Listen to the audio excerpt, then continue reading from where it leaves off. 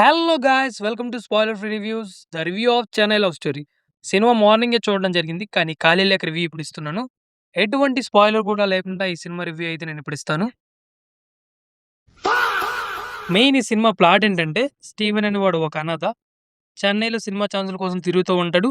అప్పుడు వీడికి ఓ ప్రేమ కథ అనేది మొదలవుతుంది. టైటిల్ చూస్తేనే మనకు అర్థమవుతుంది 'చెన్నై లవ్ స్టోరీ'. ఇంతకు మించి ఏం చెప్పినా కూడా మీకు స్పాయిలరే అవుతుంది. Hats off. ఏమి యాక్టింగ్ అండి అది అసలు. హీరో యాక్టింగ్‌ని డామినేట్ చేసేలా ఉంది. అలా అని కిరణ్ అన్న యాక్టింగ్ బాలేదని చెప్పను. కానీ ఈ మూవీ హీరోయిన్ యాక్టింగ్ అయితే చాలా నచ్చింది. It's not easy. అలాంటి ఒక ఛాలెంజింగ్ రోల్‌ని చేయడం. బట్ ఏం చేసింది.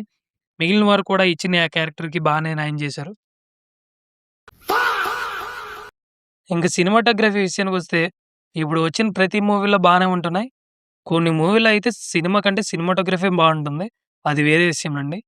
ఇక మ్యూజిక్ విషయానికొస్తే మనీష్ శర్మ గారైతే ఇచ్చి పడేశారు. ఫస్ట్ సాంగ్ రిలీజ్ చేసినప్పుడు అంతలా ఏమనిపించలేదు.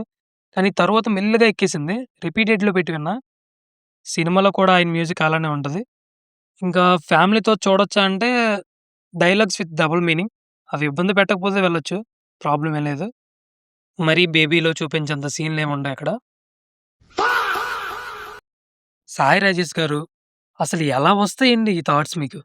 రియల్లీ మీ రైటింగ్‌కి కలర్ ఫోటోతోనే ఫ్యాన్ అయ్యా. నా టేస్ట్ వరస్ట్ కాదని మళ్ళీ ప్రూవ్ చేశారు. రియల్లీ ఇంప్రెస్డ్ అండి. ప్రతి సీన్ కూడా ఏదో పెట్టాలని కాకుండా మెచ్యూర్ రైటింగ్‌తో అయితే కనిపిస్తాయి. కనెక్షన్ ఉంటుంది ఒక సీన్‌కి ఇంకో సీన్‌తో. చాలా బాగా అంటే చాలా బాగా రాశారు.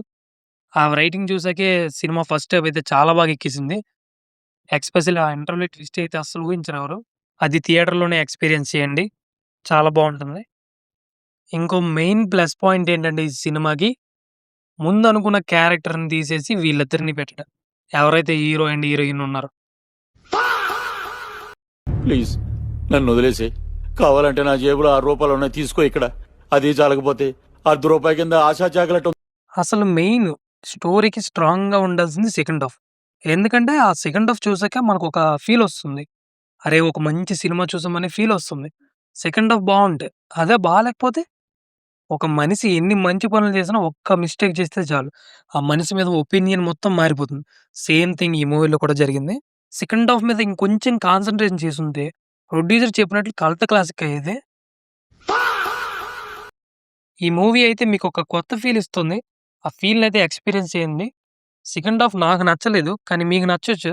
ఇది జస్ట్ నా opinion. So, go and watch it. చూసిన వారు తర్వాత వచ్చి ఒక్క కామెంట్ చేయండి. అండ్ సబ్స్క్రైబ్ కూడా సినిమా చూసొచ్చాక నేను చెప్పినట్లే మీకు కూడా అనిపిస్తేనే సబ్స్క్రైబ్ చేయండి. Okay guys. ఉండా అయితే. మళ్ళీ ఇంకో రివ్యూతో మీ ముందుకొస్తా. Take care guys. Bye. Hi, నా పెర్ఫార్మెన్స్ మీకు నచ్చినట్టయితే స్మాల్ బాస్ అని స్పేస్ ఇచ్చి పద్మశ్రీ PADMASRI అని టైప్ చేసి 5555 SMS చేయండి. Please vote for me.